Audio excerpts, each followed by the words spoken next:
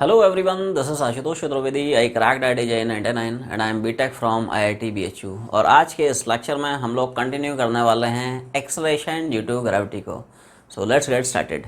एक सब लोग मस्त हेडिंग बनाए. क्या? Curve between acceleration due to gravity and distance of point from centre of earth. सब लोग एक हेडिंग बनाए. Acceleration due to gravity versus distance graph. Clear? तो देख कैसा है, जैसे जैसे हम अर्थ के सेंटर से आगे बढ़ते हैं, अर्थ के सेंटर से जैसे जैसे आगे बढ़ते जाते हैं, ठीक है, आर बराबर 0 से आर बराबर इन्फिनिटी, वैसे वैसे एक्सेलरेशन ड्यू टू ग्रेविटी और डिस्टेंस के बीच में जो है ना कर्व है, उसका शेप क्या होगा, उसकी है ना शक्ल क्या होगी. तो that we are going to discuss here. तो यहाँ से जर्नी हम लोग आज की शुरू करते हैं. The journey begins. ठीक है, तो वैसा है acceleration due to gravity and distance. और ध्यान रखें, ये जो डिस्टेंस है, this distance is measured from centre of earth, not from surface. ठीक है, जैसे मान लो ये रहा अर्थ, ठीक है ना, समझ रहे हैं ना. ग्राफ की प्लॉटिंग कैसे कैसे हो रही है, ठीक है, ग्राफ प्लॉटिंग अपने को आनी चाहिए. कोई रट्टा नहीं मारना है, ठीक है. तो थोड़ा सा फील करें. ये मान ले अर्थ का सेंटर है, सेंटर बोले तो सेंटर ऑफ मास है, ठीक है. अब जैसे जैसे हम सेंटर से दूर जा रहे हैं,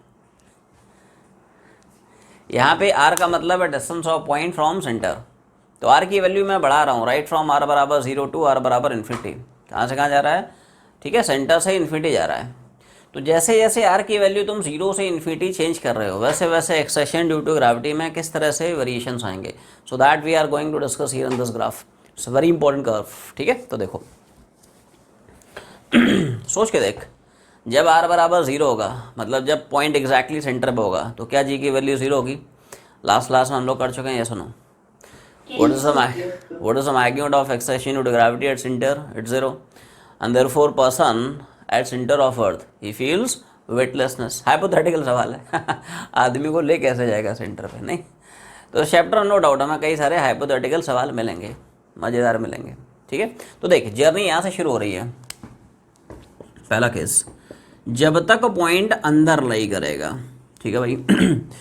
तो अंदर वाले पॉइंट पे, जब तक पॉइंट अंदर लाई कर रहा है, सो अंदर वाले पॉइंट पे what is the formula of acceleration due to gravity. तो देखो, क्या हम लोग पढ़ चुके हैं, सरफेस से किसी डी की डेप्थ पे, कहाँ पे, सरफेस से किसी डी की डेप्थ पे what is the expression of acceleration due to gravity. समझे एक बात है ना, बाद में छापे हैं, अभी समझे, आवाज़ नहीं आई.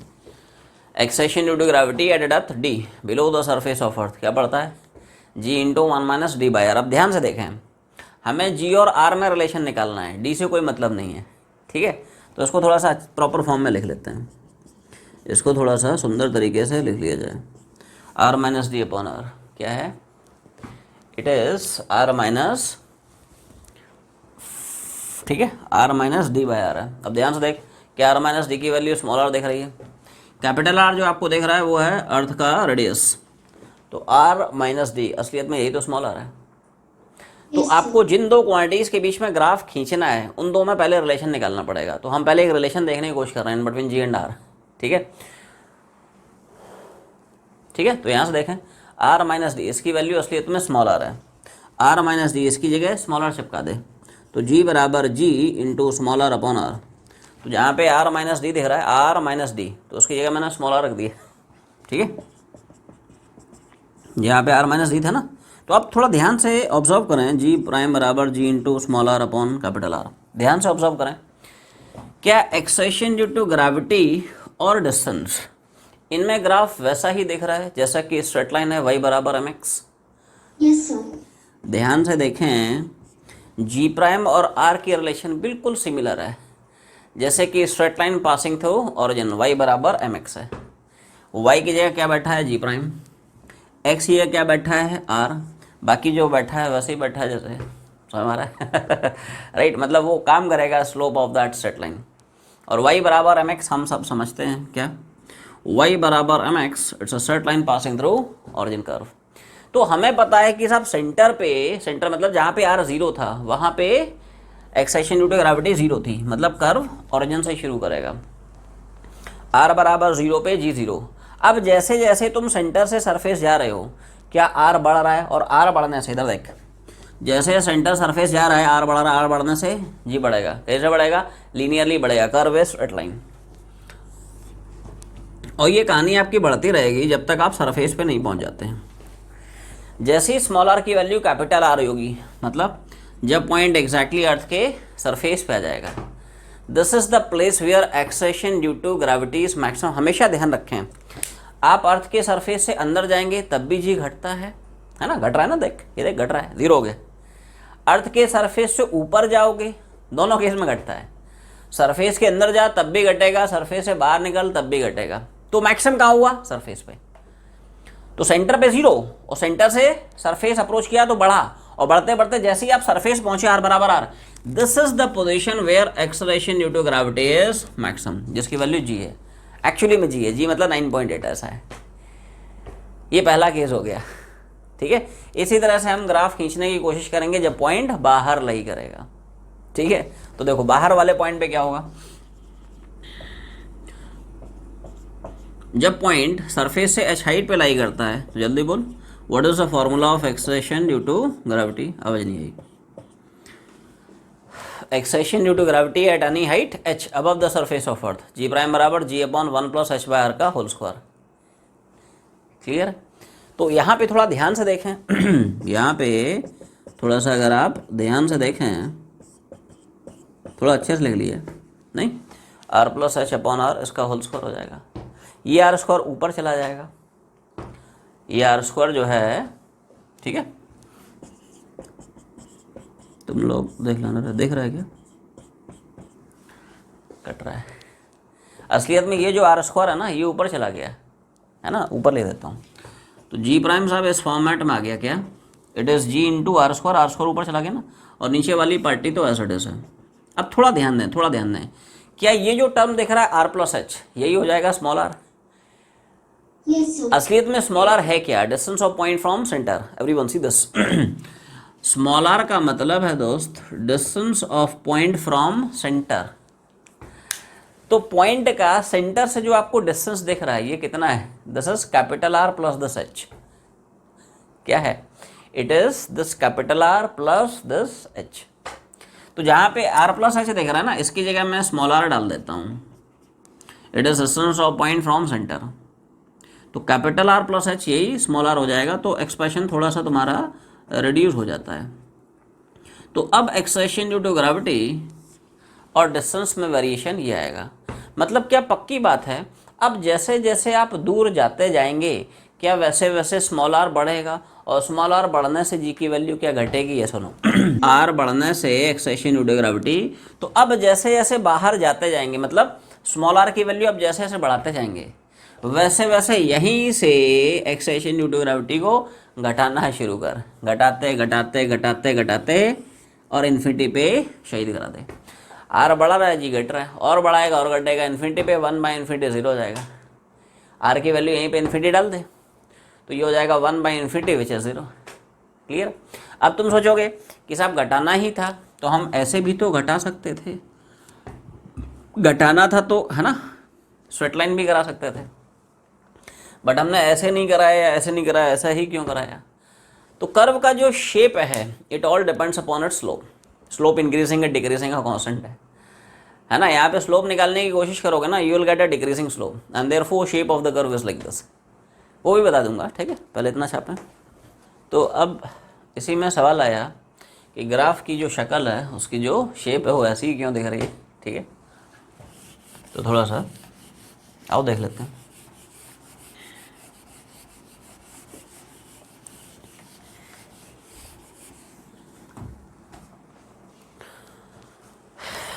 तो अगर तुम्हें सेकंड वाले केस में, फर्स्ट वाला तो ठीक है ना, स्ट्रेट लाइन ग्राफ है, y बराबर mx का है। सेकंड वाले केस में अगर तुम्हें स्लोप देखना है, तो क्या y वर्सेस x ग्राफ का स्लोप हम लोग पढ़ते हैं dy बाई dx, तो क्या g वर्सेस r का स्लोप हम पढ़ेंगे dg बाई dr? या सुनो, d of g with respect to r, y versus x dy by dx, g versus r dg by dr। अब बाहर वाले पॉइंट के लिए एक्सेलरेशन ड्यू टू ग्रेविटी का एक्सप्रेशन पहले समझे है ना, बाद में छापे हैं। बाहर वाले पॉइंट के लिए क्या एक्सप्रेशन तुम्हें ऐसा दिख रहा है? प्रॉपर फॉर्म में लिख लिया, इस स्मॉल आर को ऊपर कर दिया, इसी फंक्शन को डिफरेंशिएट करा रहा हूँ, इसी फंक्शन को स्मॉल आर के रेस्पेक्ट में डिफरेंशिएट करा रहा हूँ, है ना। तो बोलो रे, ये सब कांस्टेंट है, उसको छोड़ दे। अपने को आर पे डिपेंडेंसी से मतलब है, आर पे किस तरह से स्लोप डिपेंड कर रहा है, ठीक है। तो एक्स की पावर एन का एन इंटू एक्स की power N minus one, N into X की पावर एन माइनस वन, बाकी सब छोड़ दें, है ना, कांस्टेंट टर्म्स छोड़ दें, सिर्फ आर की डिपेंडेंसी पकड़ें। आर की पावर कितना है, -3। तो क्या स्लोप की वैल्यू, क्या स्लोप की वैल्यू तुम्हें ऐसी दिख रही है। अब जैसे जैसे आर बढ़ रहा है, पॉइंट दूर जा रहा है ना, तो आर की वैल्यू बढ़ाते जा रहा है। अब जैसे जैसे आर की वैल्यू बढ़ाते जाएंगे, ध्यान से देखें, क्या जो स्लोप की वैल्यू है वो आपको घटती हुई दिख रही है। आर बढ़ रहा है ना, डिनोमिनेटर बढ़ाएगा तो ओवरऑल वैल्यू स्लोप क्या होगा, घटेगा। स्लोप डिग्री देंगे, tan थीटा डिग्री देंगे, थीटा डिग्री देंगे। थीटा घटता है तो शेप कैसी होती है, ये देख, थीटा घट रहा है ना, थीटा 90 से 0 की तरफ, डिक्रीजिंग स्लोप। मान ले कुछ ऐसा डेटा होता, इंक्रीजिंग स्लोप आता, तो ऐसे सिचुएशन में कर्व की जो शेप है it would be like this. ये देख, स्लोप इंक्रीजिंग है, थीटा 0 से 90 को टेंड कर रहा है, स्लोप बढ़ रहा है। मान ले कुछ ऐसा डेटा होता कि मान ले स्लोप कांस्टेंट आता, थीटा कांस्टेंट आता, curve would be a straight line, but slope यहाँ पे डिक्रीजिंग आ रहा है, इसलिए ग्राफ की जो शक्ल है वो इस तरह से मिलेगी आपको। ग्राफ की जो शेप है, उसकी जो शक्ल है वो अपने को इस तरह से मिलेगी। तो यहाँ पे ध्यान से नोटिस कर पा रहे हैं असलियत में जी में कैसे कैसे वेरिएशंस आ रहे हैं। सेंटर पे कितना था, 0, हम सेंटर से सरफेस गए, जी बढ़ रहा है, सरफेस पे पहुँचे मैक्सिमम हो गया, देख सेंटर सरफेस पे बढ़ रहा है, देख सरफेस मैक्सिमम हो गया, जी मतलब 9.8।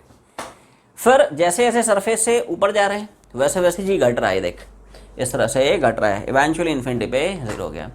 तो सेंटर पे 0, इन्फिनिटी पे 0, सेंटर सरफेस बढ़ा, सरफेस मैक्सिमम, सरफेस से दूर गए घटा, इन्फिनिटी पे घटा 0। शेप अपने को याद रखनी है, फ्रिक्वेंटली आस्क्ड ग्राफ है, ठीक है, जनरली पूछता है नीट में, है ना, जेईई मेंस में, कि what would be shape of the curve. School में भी पूछ सकता है, ठीक है, स्कूल एग्जाम्स में भी, कि what would be shape of the curve in between accretion due to gravity and distance of the point from center of earth, है ना। तो शेप, शक्ल क्या है वो याद रखनी है, खचाक खुचुक मतलब, है ना। छापते चले।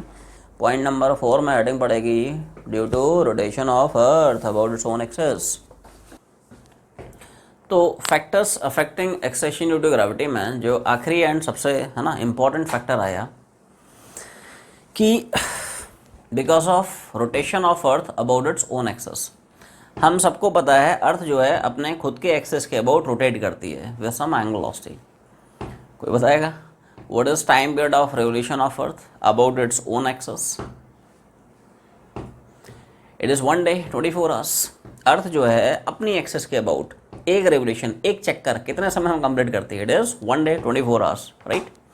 तो अर्थ अपने एक्सिस के अबाउट जब रोटेट करती है तो रोटेशन की वजह से भी अर्थ के डिफरेंट प्लेसेस पे एक्सेशन ड्यू टू ग्रेविटी की वैल्यू में वेरिएशंस आते हैं। तो वो कैसे कैसे आते हैं, that we are going to discuss here in this last case, due to rotation of earth.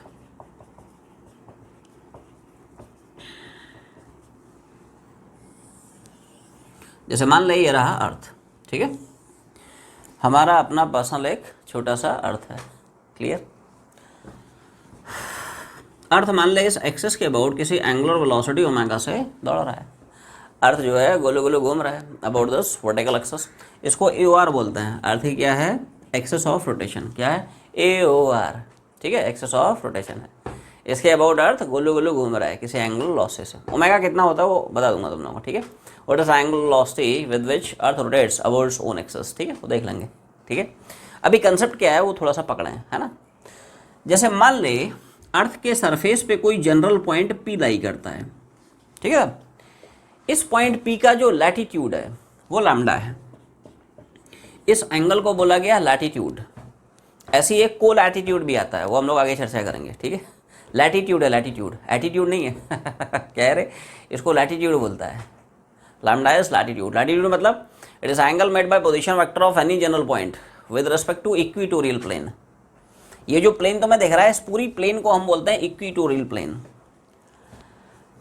ठीक है। जैसे ये गोल गोल अर्थ है ये, और इन दो पॉइंट्स को हम लोग बोलते हैं इक्वेटर्स, ऐसा है। इनफैक्ट ये पूरा का पूरा जो प्लेन है, प्लेन वो वाला प्लेन नहीं, ये देख ये प्लेन है, ये जो पूरा का पूरा प्लेन है इसको बोलते हैं इक्वेटोरियल प्लेन। क्या बोलता है? This is called as equatorial plane.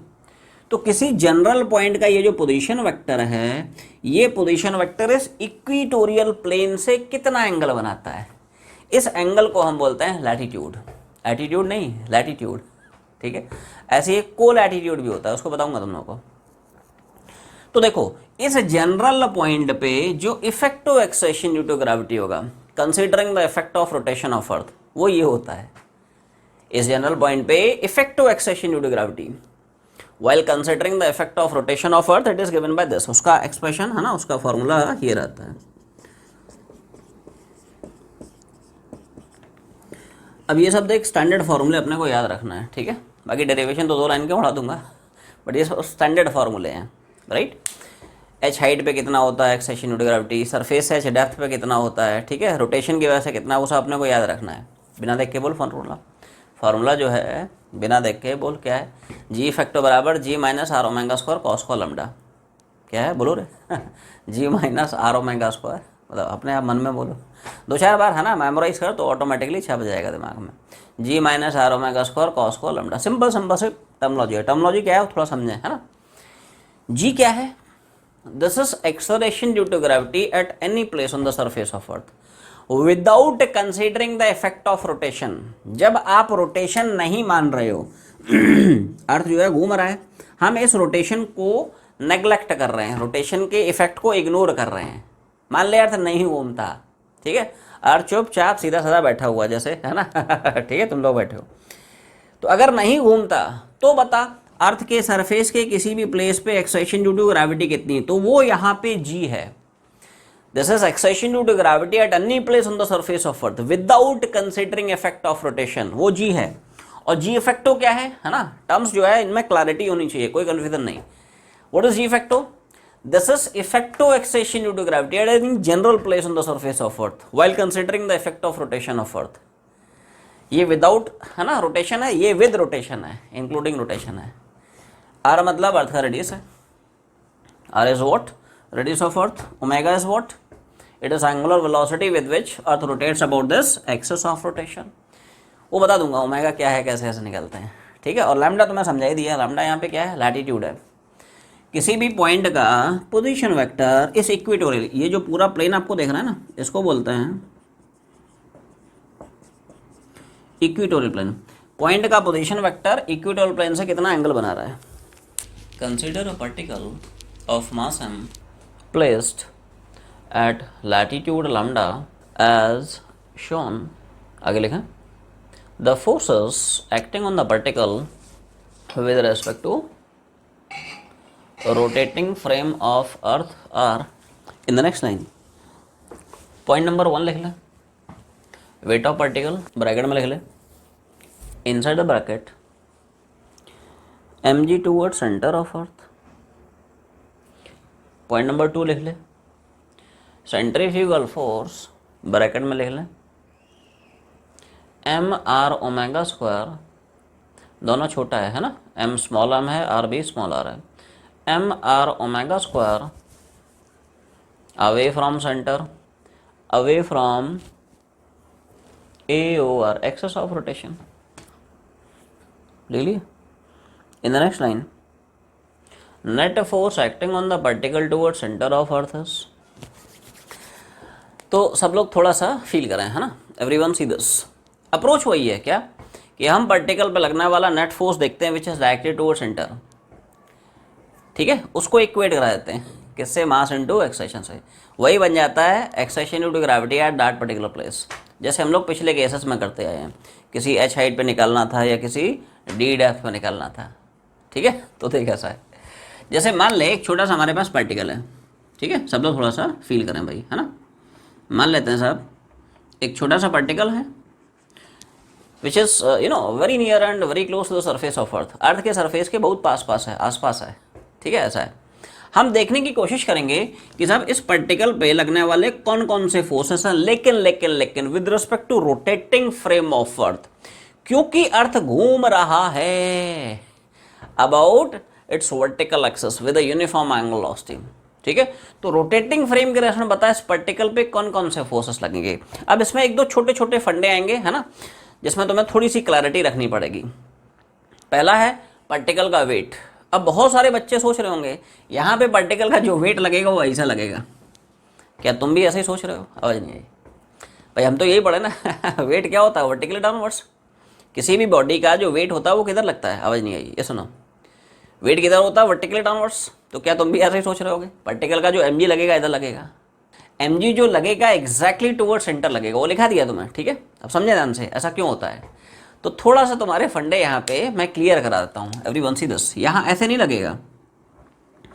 जो mg लगेगा वो लगेगा टूवर्ड्स, ये अर्थ की सेंटर है, दिस इज सेंटर ऑफ अर्थ। जो mg लगेगा ना वो एग्जैक्टली लगेगा टूवर्ड सेंटर। तुम बोलोगे साहब हम तो पढ़े हैं नहीं बचपन से कि वर्टिकली डाउनवर्ड्स है।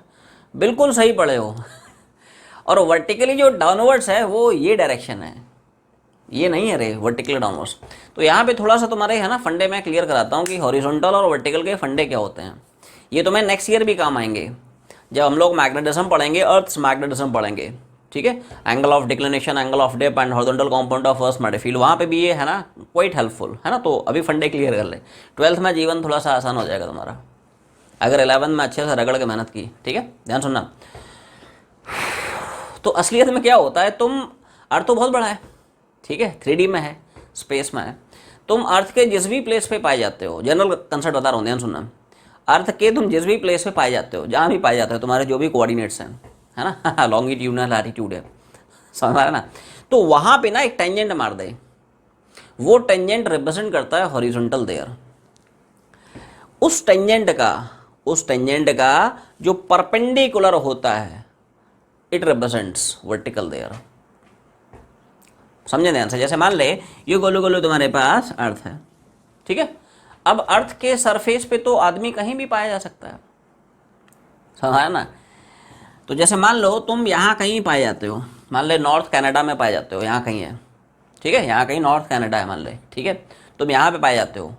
तो तुम जहाँ भी पाए जा रहे हो वहाँ पे एक टेंजेंट खींच दे, वो टेंजेंट वहाँ पे हॉरिजॉन्टल को रिप्रेजेंट करता है। ये जनरल फंडा है। और इसका जो नॉर्मल है, इसका जो परपेंडिकुलर है, वो वहाँ पे वर्टिकल को डिनोट करता है। ये जनरल फंडा होता है to locate horizontal and vertical positions.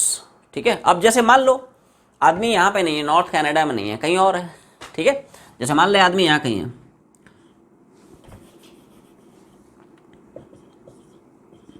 ये मान लो भाई साहब यहाँ खड़े हैं। तो अब इसके रेस्पेक्ट में जो हॉरिजॉन्टल और वर्टिकल होगा ऐसा नहीं होगा, कुछ ऐसा होगा। जहाँ पे आदमी बैठा है वहाँ पे टेंजेंट मार दे, ये देख। तो यहाँ पे आदमी बैठा है तो ये ले मैंने टेंजेंट मार दिया। तो इस आदमी के रेस्पेक्ट में जो हॉरिजॉन्टल होगा वो ऐसा नहीं होगा, वो अब ऐसा होगा। तो ऐसा मत सोचना कि हॉरिजॉन्टल हमेशा ऐसा सीधा होता है, कभी कभी टेढ़ा भी हो सकता है। ये देख, वो डिपेंड करेगा आदमी कहाँ पाया जाता है, समझ ना। तो इस आदमी ने टेंजेंट मारा तो इसके रेस्पेक्ट में हॉरिजॉन्टल ही होगा, और इस टेंजेंट का जो नॉर्मल होगा वो रिप्रेजेंट करेगा वर्टिकल देयर। ठीक है, तो इसका नॉर्मल मतलब इस आदमी के रेस्पेक्ट में वर्टिकल ऐसा है। इसलिए मैंने बोला कि ये जो फोर्स है वर्टिकल है। अरे भाई साहब ये देखिए वर्टिकल ही है, सेंटर से पास कर रहा है। अरे स्फीयर है ना, स्फीयर के किसी भी पॉइंट का नॉर्मल स्फीयर के सेंटर से ही पास करता है। ये सुनो, सर्कल या स्फीयर की क्या प्रॉपर्टी है, उसका जो नॉर्मल है कहाँ से पास करेगा, उस सर्कल या उस स्फीयर के सेंटर से पास करेगा। ये देख, सेंटर से पास कर रहा है।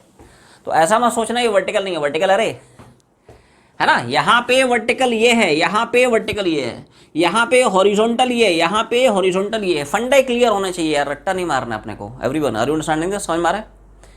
हॉरिजॉन्टल और वर्टिकल के फंडे क्लियर हो गए तुम्हारे। एक छोटा सा ऐसे ही स्टार बना के पॉइंट लिख लें।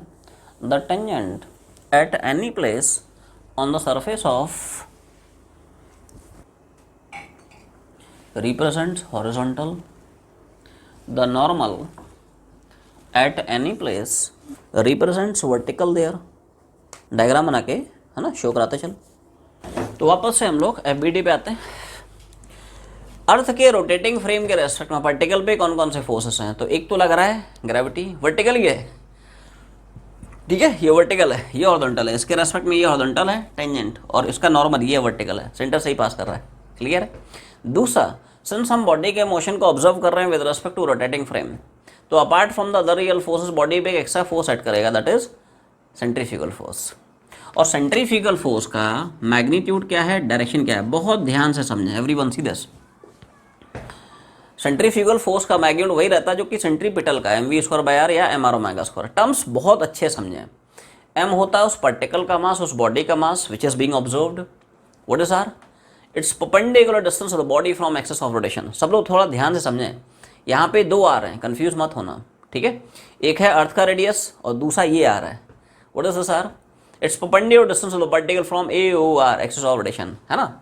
एवरीवन सी दिस, इधर देख इधर देख। What is R? What is R? What is R? दो आ रहे हैं, देखो कंफ्यूज मत हो। ये है अर्थ की रेडियस, अलग है दोस्त, कैपिटल आर। ये जो small R it is perpendicular distance of this particle from this axis of rotation. दोनों अलग अलग आ रहे हैं, कंफ्यूज मत होना, ठीक है। ओमेगा उस फ्रेम की angular velocity with respect to which the body is being observed, तो वो अर्थ की एंगुलर वेलोसिटी आएगी क्योंकि अर्थ के रोटेटिंग फ्रेम के रेस्पेक्ट में देख रहा है। और डायरेक्शन तो हम सबको पता है क्या, centrifugal is always away from axis of rotation, centripetal towards the axis of rotation. Centrifugal ये एक्सिस है, अवे फ्रॉम एक्सिस, ऐसा ऐसा ऐसा, अवे फ्रॉम एक्सिस। डायग्राम में शो करा दे, डायग्राम में रिप्रेजेंट ऑल द फोर्सेस।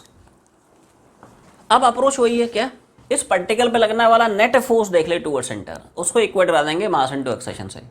वही जो एक्सेशन होगा it will be acceleration due to gravity at that particular place, ठीक है। तो ध्यान से देखें, थोड़ा सा एंगल तुम लोग थोड़ा सा पकड़ना। इसको मैंने थोड़ा सा पीछे खींच दिया, ध्यान से देख। ये एंगल बराबर देख रहा है क्या, ये सुनो, ये हॉरिजॉन्टल ये line common and therefore this angle it should be equal to this angle. mr omega square को सॉल्व करा तो mr ओमेगा स्क्वायर का लैम्डा की डायरेक्शन में कंपाउंड क्या मिलेगा, mr ओमेगा स्क्वायर का cos lambda. Clear? mr omega square का लैम्डा के डायरेक्शन में cos परपेंडिकुलर, खैर उससे अपने को मतलब नहीं है, ठीक है। अपने को बस इस डायरेक्शन में मतलब है, राइट।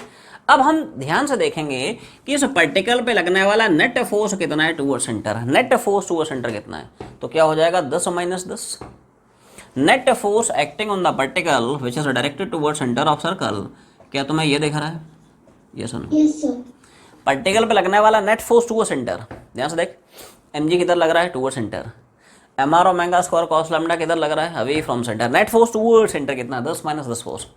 और जो भी नेट फोर्स हुआ सेंटर होगा उसको इक्वेट कराते हैं क्या, मास इनटू, तो इसके बाद लिखें this force provides acceleration to the particle called as acceleration due to gravity at that place, acceleration due to gravity at that place, ठीक है। तो देख अब मैं इक्वेशन लिख रहा हूँ, सब लोग थोड़ा सा दिमाग लगाएं। पार्टिकल पे लगने वाला जो नेट फोर्स होता है वही पार्टिकल को मास इनटू एक्सेशन प्रोवाइड करेगा। और ये जो एक्सेशन है this is effective accession due to gravity at that place। क्यों effective accession due to gravity बोलते हैं, because this accession is produced because of force of gravity and therefore it is called as accession due to gravity। उसका नाम ही है क्या, accession due to gravity, मतलब accession due to gravity, समझ ना। तो पार्टिकल पे लगने वाला नेट फोर्स हुआ सेंटर, इसको इक्वेट कराएंगे मास इनटू एक्सेशन से। यही जो एक्सेशन होगा it will be acceleration due to gravity at this particular place considering the effect of rotation of earth. Clear है? तो देखो mg - mr omega square cos lambda mass into यही जो acceleration है this is effective acceleration due to gravity at this particular place considering effect of rotation of earth. mm यहाँ से निपटा सकते हैं, तो जी इफेक्टो का एक्सप्रेशन,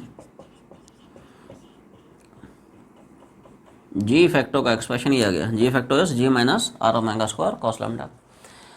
अब सवाल ये फंस गया कि स्मॉल आर कैसे निकाल रहे हैं, तो यहाँ पे दो आर आपको दिख रहे हैं। एक तो पार्टिकल का एक्सेस से परपेंडिकुलर डिस्टेंस स्मॉल आर दिख रहा है और दूसरा ऑफकोर्स अर्थ का रेडियस दिख रहा है। कोई बताएगा what is relation between small R and capital are.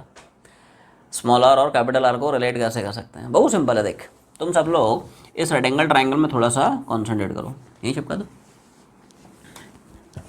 सब लोग थोड़ा सा इस रेक्टेंगल ट्रायंगल में अलग से बना रहा हूँ, सब लोग इस रेक्टेंगल ट्रायंगल में थोड़ा ध्यान से ऑब्जर्व करें।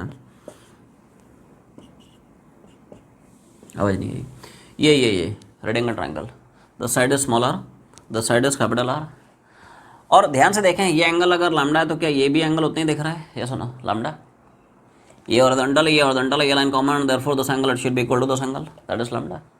इसी रेक्टेंगल ट्रायंगल में cos थीटा चिपका दे, तो cos थीटा क्या तुम्हें ये दिख रहा है, कॉस थीटा, थीटा मतलब जो भी लैम्डा है, it is base that is R divide by hypotenuse कितना, तो स्मॉल आर क्या हो जाएगा।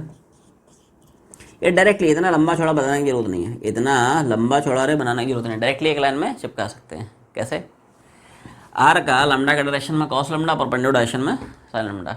ये सुनो, आर का लैम्डा के डायरेक्शन में हो गया कॉस लैम्डा, तो स्मॉल आर क्या हो जाएगा, कैपिटल आर का कॉस लैम्डा कॉम्पोनेंट। तो स्मॉल आर की वैल्यू यहाँ पे चिपका दे, जी फैक्टर कितना निकल आएगा। क्लियर। तो स्मॉल आर की जगह मैं यहाँ पे आर कॉस लैम्डा छाप रहा हूँ। बोलो भाई क्लियर है क्या किया, स्मॉल आर की जगह कैपिटल आर कॉस लैम्डा चिपका दिया, बाकी तो ऐसा है ओमेगा है। ठीक है, तो ये छोटा सा डेरिवेशन है, जी फैक्टर बराबर जी माइनस आर ओमेगा स्क्वायर, नहीं कॉस को लैम्डा स्क्वायर हो जाएगा ना रे, cos lambda into cos lambda क्या, कॉस को लैम्डा। तो this is the effect of acceleration due to gravity at any general place on the surface of earth while considering the effect of rotation of earth. Derivation important है for your school exams, हो सकता है frequently आज derivation है। ठीक है, कि derive the expression of acceleration due to gravity due to rotation of earth about its own axis। अब इसमें दो चार बातें हैं जो तुम लोगों को बता देता हूँ। तो आगे लिखें, angular velocity of rotation of earth about its own axis. तो सवाल आया इसमें ये जो ओमेगा बैठा है एंगुलर वेलोसिटी ऑफ अर्थ, ये कैसे निकालें। तो देखो, अर्थ की एंगुलर वेलोसिटी क्या है, कैसे कैसे निकाल सकते हैं। तो what is relation between time period of revolution and angular velocity. आवाज नहीं आई। टाइम पीरियड और एंगुलर वेलोसिटी में रिलेशन क्या पढ़ते हो, सर्कुलर मोशन में हम लोग पढ़े थे। भूल गया सब कुछ, कोई तो बोलो रे। What is relation between time period of revolution and angular velocity, TP and angular velocity. Time period, very good, बहुत अच्छा। टी बराबर 2 पाई बाय ओमेगा, ओमेगा बराबर 2 पाई बाय टी। तो टाइम पीरियड निकाल ले, वहाँ से एंगुलर वेलोसिटी निकल आएगी। अब सोचो टाइम पीरियड कैसे निकालेंगे। तो सोच, अर्थ जो है अपनी एक्सेस के अबाउट एक रिवोल्यूशन कितने टाइम में कंप्लीट करता है, 1 डे 24 आवर्स। देख, अर्थ जो है सन के अबाउट एक रिवोल्यूशन कितने टाइम में कंप्लीट करता है, दैट इज 1 ईयर, वो अलग है। ये क्या है, हम लोग यहाँ पे निकालने की कोशिश कर रहे हैं angular velocity of revolution of earth about its own axis. तो अर्थ अपनी खुद की एक्सेस के अबाउट एक रिवोल्यूशन कितना टाइम में कंप्लीट करता है, इट्स 1 डे 24 आवर्स। तो टाइम पीरियड चिपका दे, एंगुलर वेलोसिटी निकल आएगी। तो time period of revolution of earth about its own axis, अब ये क्या है आवर्स में, इसको सेकंड में ले आ, एंगुलर वेलोसिटी रेडियन पर सेकंड में होगी ना। बोल 1 our is how many seconds, आवाज नहीं आई। ये आर में ना, तो आर से ठीक है सेकंड में जाने के लिए 3600 से मल्टीप्लाई करा दे, ठीक है इतना चिपका दे, ओमेगा निकल आएगा। ठीक है, तो इसको भी याद रखना, ये तुम्हें सवाल में गिवन नहीं होगा। अभी जैसे तुम लोग सवाल बनाने जाओगे ना, तो ये भाई साहब अपने को याद रखना, रेडियन पर सेकंड किस में आएगा, इन रेडियन पर सेकंड। 2 पाई मतलब रेडियंस में, टाइम हमने किस में रखा है, इन सेकंड्स, किस में आ जाएगा, इन रेडियन पर सेकंड। क्लियर, तो इसको भी याद रख ले। ठीक है, और इसको याद नहीं रख सकते, भारी भरकम है। ठीक है, तो बेसिक फार्मूला याद रख ले कि ओमेगा बराबर 2 पाई बाय टी, और टी अलग से याद रख ले कितना, 1 डे 24 घंटे, कितने 24 घंटे। ऊपर वाले ने एक दिन में हमें कितना समय दिया है, 24 घंटे। सोचो तो क्या कुछ नहीं हो सकता है और ना सोचो तो कुछ भी नहीं हो सकता है ठीक है, तो ये अपने को याद रखना है। क्लियर, ओमेगा बराबर 2 पाई बाय टी याद रख ले, टी को अलग से याद रख ले, टी होता है 24 आवर्स, राइट। टी की वैल्यू छाप के वहाँ से ओमेगा निकाल सकते हैं। तो ये जो ओमेगा है इसकी वैल्यू अपने को याद रखनी है भाई, सवाल में तो मैं देगा नहीं अपने को, ठीक है, याद रखनी है।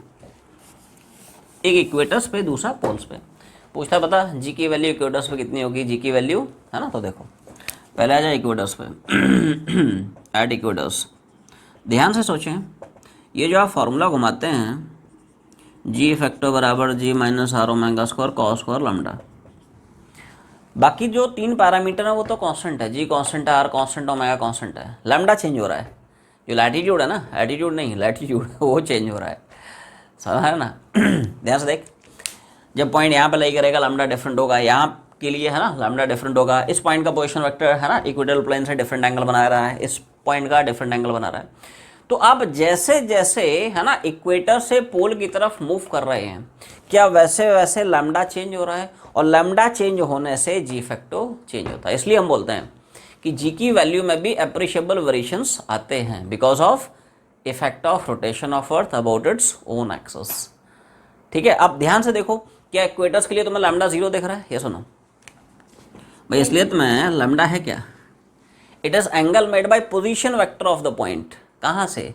With the equatorial plane. अरे भाई, तो इक्वेटर पे ही पॉइंट अलाई कर रहा है, तो इसी पॉइंट का पोजीशन वेक्टर इसी इक्वेटोरियल प्लेन से कितना एंगल बना रहा है? कुछ नहीं बना रहा है, 0 है। इसी पॉइंट का जो पोजीशन वेक्टर है वो इसी इक्वेटोरियल प्लेन से कितना एंगल बना रहा है? 0। तो जी एट इक्वेटर, जी मतलब जी एट इक्वेटर्स, लैम्डा बस 0 छाप रहा हूँ। बोल, कॉस स्क्वायर 0 कितना हो जाएगा? कॉस स्क्वायर 0 कितना हो जाएगा?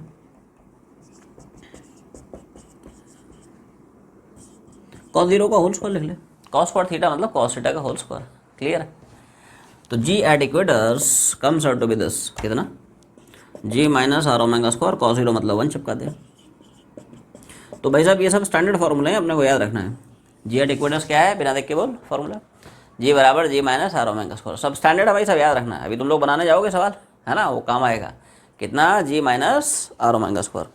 अब हम लोग चलते हैं कहाँ पे? पोल्स पे। चलोगे रे? नॉर्थ कनाडा चलेगा या अंटार्कटिका?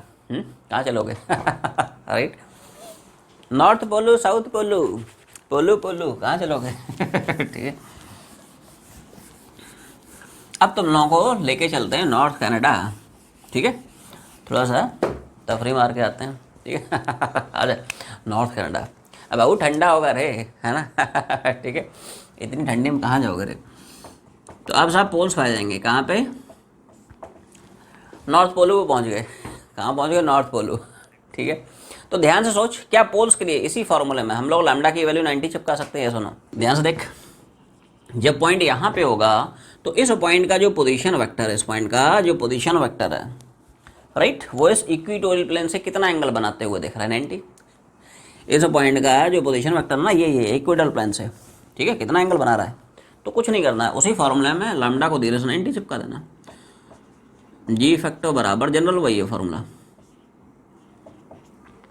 तो जी एट पोल्स होगा जी माइनस आर ओमेगा स्क्वायर, और सिंपल कैलकुलेशन है। जी माइनस आर ओमेगा स्क्वायर ये हो जाएगा क्या? कॉस 90 इसका स्क्वायर, कॉस 90 मतलब 0 हो जाएगा। ठीक है, तो ये पूरा टर्म आउट हो जाएगा, 0 हो गया ना रे, 0 इंटू एनी वैल्यू। तो g at poles S G. और तुम लोगों को अगर याद आ रहा हो, तुम लोगों को लास्ट क्लास में भी क्या पढ़ाया था? Because of you know because of shape and size of earth, क्या हम लोग पढ़े थे? G at poles is greater than g at equators. आवाज नहीं आई? पोल्स पे रेडियस कम हो जाता है ना रे, पोल्स पे रेडियस कम होता है तो जी बढ़ जाता है। इक्वेटर पे रेडियस बढ़ जाता है, जी घट जाता है। तो क्या वहाँ पे भी हम लोग यही पढ़े थे? G at poles is greater than g at equators. क्या यहाँ पे भी वही रिजल्ट मिल रहा है? ये सुनो, पोल्स पे जी ज़्यादा है, इधर देख इक्वेटर पे कम है। अरे भाई साहब जी माइनस हो गया ना रे, यहाँ पे एग्जैक्ट जी है, मैक्सिमम है जी। हाँ जी ना जी, समझ ठीक है, पोल्स पे जी मैक्सिमम है, इक्वेटर पे जी मिनिमम है। मतलब जैसे जैसे जैसे जैसे आप पोल से इक्वेटर चलोगे, क्या वैसे वैसे जी की वैल्यू में कंटिन्यूस एक फॉल आएगा, कंटिन्यूसली गिरेगा, डिक्रीज होगा? या सुनो, पोल्स पे मैक्सिमम दिख रहा है और जैसे जैसे आगे बढ़ रहा है वैसे वैसे घट रहा है, और घटते घटते इक्वेटर पे मिनिमम। मतलब as we move from poles to equators, क्या acceleration due to gravity continuously घटता है। या इक्वेटर से पोल पे जाएगा तो जी की वैल्यू कंटिन्यूसली बढ़ती है ना? तो g p is maximum, g p मतलब ज्योमेट्रिक प्रोग्रेशन, वो वाला नहीं है, acceleration due to gravity at poles है। G e is minimum, acceleration due to gravity at equators, it is least. Clear है? मॉड्यूल में भी तुम लोग, है ना, एक बार देखते जाओ क्या क्या फॉर्मूला है। अब जैसे मैं तुम लोगों से एक छोटा सा सवाल पूछता हूँ, बोलो, पूछ सकता हूँ विद योर परमिशन? इजाज़त है? तो एक छोटा सा थियोरेटिकल सवाल आया, फ्रिक्वेंटली आस्क्ड क्वेश्चन है, ठीक है, बहुत ट्रेंडिंग क्वेश्चन है, नेट पर सर्च मारना, है ना, ट्रेंडिंग क्वेश्चन मिलेगा। ठीक है, तो सवाल सब ये पूछा कि मान लो एक हाइपोथेटिकल सवाल, देखो तुम लोगों को बता चुका हूँ इस चैप्टर में हाइपोथेटिकल सवाल बहुत मिलेंगे रे। मान ले ऐसा कुछ चमत्कार हो जाए, मान लो ऐसा कुछ चमत्कार हो जाए कि अर्थ स्टॉप्स रोटेटिंग अर्थ ने घूमना बंद कर दिया। अर्थ बोलता है कि साहब डेली घूम रहा हूँ, नहीं डेली इतनी मेहनत कर रहा हूँ ठीक है, दिन रात एक कर रहा हूँ, बच्चे पढ़ाई कर ही नहीं रहे ठीक है। तो अर्थ जो है गुस्सा हो गया, ठीक है, और उसने घूमना बंद कर दिया, नहीं स्ट्राइक पे चला गया, ठीक है, हंगर स्ट्राइक पे चला गया खाना खाने के बाद ठीक है, बोलता मैं नहीं घूमेगा, जिसको घूमना है घूमे। एक हाइपोथेटिकल सवाल है, ठीक है, अर्थ पे सडनली ऐसे कुछ फोर्सेस है ना, इनविजिबल है ना, कुछ सुपर नेचुरल फोर्सेस काम करना शुरू कर दें कि अर्थ स्टॉप्स रोटेटिंग, घूमना बंद कर दिया, ठीक है। तो ध्यान से सोच के बोल, अगर अर्थ ने घूमना बंद कर दिया तो अर्थ के किसी भी प्लेस पे जी की जो वैल्यू है वो बढ़ जाएगी या घट जाएगी या सेम रहेगी, या फर्स्ट क्लास है सोच के बोल। आवाज़ नहीं आई, सवाल समझ में आया मेरा क्या पूछ रहा हूँ? अभी घूम रहा है, अभी राइट नाउ क्या घूम रहा है, जी की वैल्यू किसी भी प्लेस पे मान ले है कुछ, है ना, लेकिन मान ले अब उसने घूमना बंद कर दिया, तो घूमने बंद करने के बाद उसी प्लेस पे जी की वैल्यू बड़ी घटी कांस्टेंट रहेगी? जी की वैल्यू, हाँ हाँ हाँ हाँ हाँ, वेरी गुड, सब लोग अपने अपने विचार पेश कर सकते हैं, ठीक है। अगर उसने घूमना बंद कर दिया, बड़ा घटा कांस्टेंट रहा। बाकी लोग जो लोग बोल नहीं रहे हैं कम से कम चैट करके बोल सकते हैं, हाँ हाँ, बड़ा घटा कौन, हाँ मैं देख रहा है ना ठीक है, हाँ हाँ देख रहा हूँ, बड़ी घटी कौन सा, हाँ हाँ वेरी गुड, बड़ी देख ऐसा है भाई। थोड़ा सा कॉमन सेंस लगाएं कि अभी राइट नाउ जब अर्थ घूम रहा है तो अर्थ के घूमने से किसी भी जनरल पॉइंट पे हम लोग एक्सेशन ड्यू टू ग्रेविटी क्या निकाल रहे हैं, ठीक है ना, अभी भी डेराइव किया इसको। अब मान ले उसने घूमना बंद कर दिया, तो क्या इसी फॉर्मूले में मैं ओमेगा को 0 करा सकता हूँ? ये सुनो, अरे भाई घूम रहा है तो ओमेगा है, ये देखिए एवरीवन सी दिस, है ना, ये बॉडी घूम रहा है कुछ तो घूम रहा है तो ओमेगा है, और बैठ गया तो ओमेगा 0 हो गया। अब बॉडी को घुमाएगा तब तो एंगुलर वेलोसिटी होगी रे, बॉडी को बिठा दिया तो कहाँ से एंगुलर वेलोसिटी, समझा ना? जैसे ये व्हील है ना, दस व्हील, ये व्हील घूम रहा है कुछ तो किसी एंगुलर वेलोसिटी से घूम रहा है, और घूमना बंद कर दिया, ओमेगा 0 हो गया।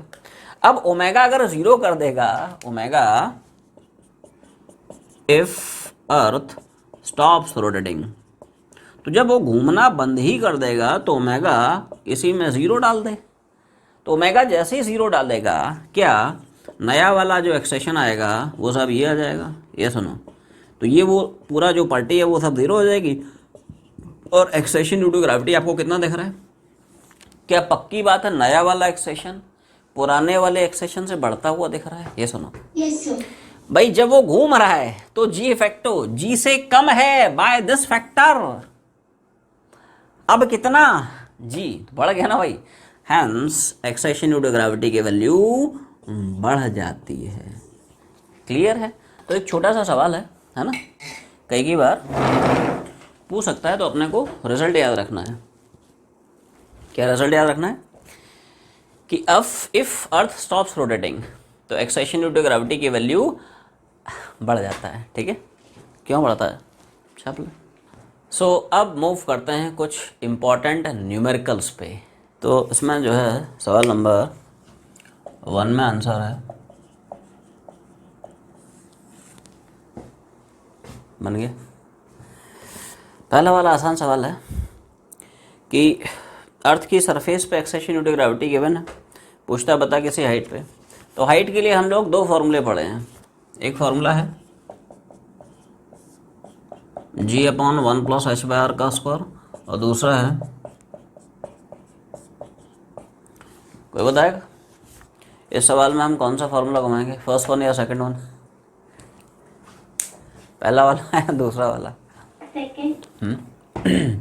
इस सवाल को तुम लोग दोनों फार्मूलों से बना सकते हो, पहले से भी बना सकता है, सेकंड से भी बना सकता है। ये अलग बात है कि फर्स्ट में थोड़ा सा कैलकुलेट हो जाएगा, सेकंड से आंसर अपना जल्दी आ जाएगा। समझ में आ रहा ना? देख फंडा ये है, ये जो फार्मूला है ये तो हमेशा ही ट्रू है, this is true in general for any value of H. ये जो फार्मूला है this applicable life and non life, H is very much less than R, height of the point is very much less than radius of earth, ठीक है। अब ध्यान से यहाँ पे अगर आप डेटा देख पा रहे हैं तो उसने हाइट जो है 32 किलोमीटर दे रखी है अपने को। अब बता 32 किलोमीटर ये बहुत बड़ा हाइट है या छोटा हाइट है, सोच के बोल। ये जो 32 किलोमीटर है बड़ा है छोटा है, बीच का है, बराबर है। स्मॉल है लार्ज है। देख ऐसा है, सुन, असलियत में क्या है, दुनिया में कोई बड़ा या छोटा नहीं होता है। क्या बोला? दुनिया में कोई बड़ा या छोटा नहीं है, सब ये रहता है, ये मतलब रिलेटिव रहता है। कोई बड़ा इसलिए क्योंकि बाजू वाला छोटा है, वो छोटा है इसलिए क्योंकि बाजू वाला बड़ा है।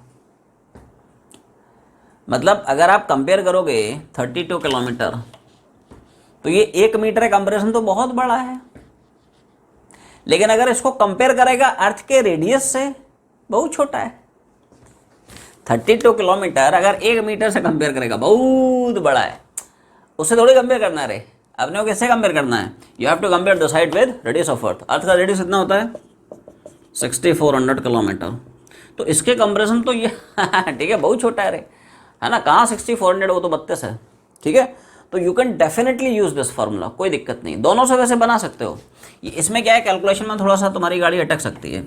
जैसे जी मतलब सरफेस पे एक्सेशन ड्यू टू ग्रेविटी होता है, जो कि उसने सपोज 10 दे रखा है।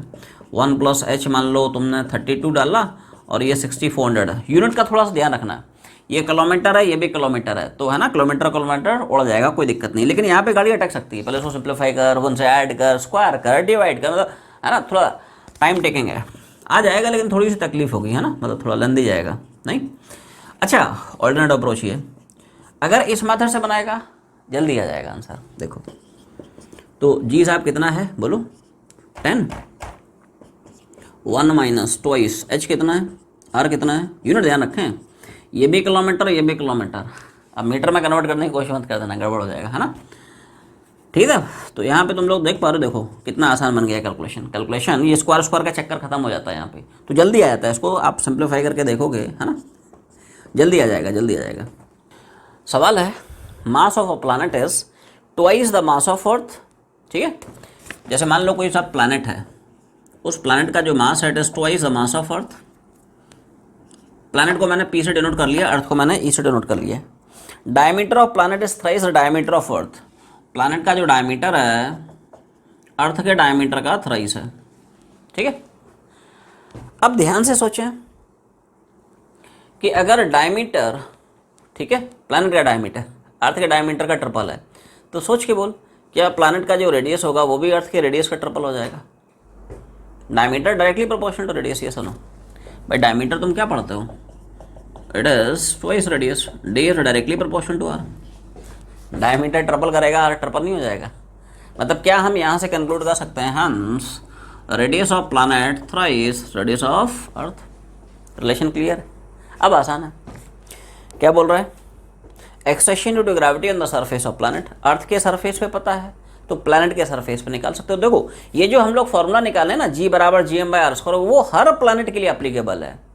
हम लोग नॉर्मली अर्थ पे बैठे हैं तो अर्थ के लिए बात करते हैं, but this is true in general for any planet, ठीक है। जितने भी प्लैनेट्स हैं सबके लिए तुम घुमा सकते हो, बेधड़क बिंदास घुमा सकते हो सारे फॉर्मूले, ठीक है। जैसे अर्थ के लिए पढ़ता है, देख अर्थ के लिए पढ़ता है, ये ध्यान सुनना, तो अर्थ पे जी निकाल रहा है, तो अर्थ का मास, अर्थ का रेडियस, r², सॉरी, ठीक है, वेरी सॉरी, ठीक है।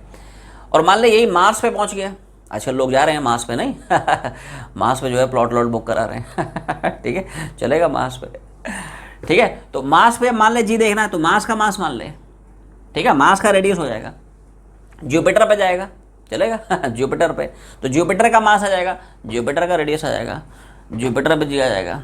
मून पे पहुंच जाओ चंदा मामा, तो मून का मास ले ले, मून का रेडियस ले ले, तो मून पे जी कितना निकल आएगा। तो वो जनरल, इन जनरल ट्रू है, ठीक है।